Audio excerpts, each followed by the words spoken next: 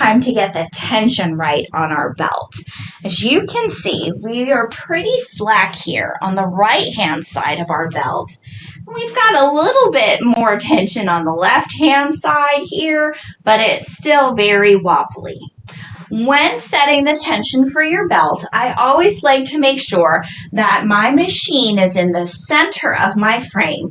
That way I can get as even a tension on both sides as possible. We're going to now turn to the right hand bracket so that we can work on pulling our tension tighter. Now, we're going to take our belt and all of its slack and just tug on it to get it a little bit tighter all the way across our frame. We're also going to pull this through our metal bracket just like we wove it through earlier, but we're going to do this with a little bit more intention. We want this to tighten up and not be quite so slack. So I'm going to pull that through and kind of tighten that up for myself. So that's a lot better. There's a lot less slack in it right now. So now we need to test it and see if this is what we want. We're going to work with our clutch system.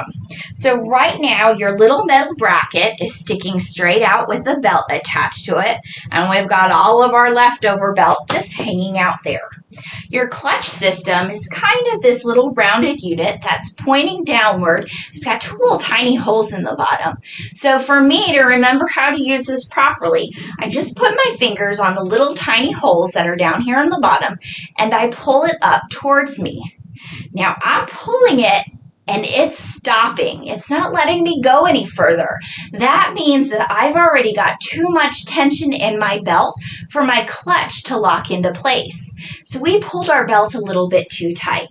I'm just going to push my clutch back down, and we need to take this extra belting that's hanging out here and give a little bit more slack to our belt. So I'm going to push a little bit of that back through. And so this is going to be a little bit wobblier. I'm going to then grab my little clutch by the little tiny circles with my two fingers and pull it back into place again. I've still got too much slack, so I'm just going to go back and forth a little bit. This is where it kind of gets fiddly, and you want to make sure that you have it right. You know, with your X belt, you want to have about, I'm going to say, 1 inch to 1.5 inches of slack in your belt, but you don't want much more than that. So we're going to go ahead and flip this back into place. I'm getting closer. So I'm just going to inch this in here little bit by little bit, a couple teeth at a time. You don't want to over tighten it again. So we're going to just inch that back. Oh, I need it just a little bit tighter in there. You know, this gets fiddly, but if you're patient with it, you're going to have the tension right and your robot's going to run really well. I think I moved that probably another like 5 teeth. I kind of do it by teeth. And I think we are there. So I've got about 1 inch of slack here. And if I come down to the other side, the left of my robot, let's swing you all around. Just going to double check over here. I've got about 1 inch of play here. So I've got 1 inch of play on each side of my robot in my belt. So I think we've got that just about right. So from here, what we want to do is grab another zip tie, and we're going to come back over to the right. And we're going to take the piece with all the extra on it, lay it on top of the belt that's attached from left to right, so our teeth kiss each other and they lock into place.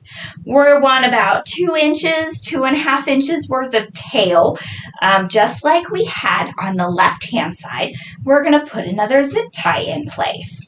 So I'm going to zip tie down about 2 inches of leftover on top of our belt and get that nice and snug. Our belt's still nice and snug, and then we can cut off our excess zip tie. as well as our excess belt, because you don't need all this extra, and you are set and ready to go now that your X belt is installed. We hope you enjoy your new robotic system, and happy quilting.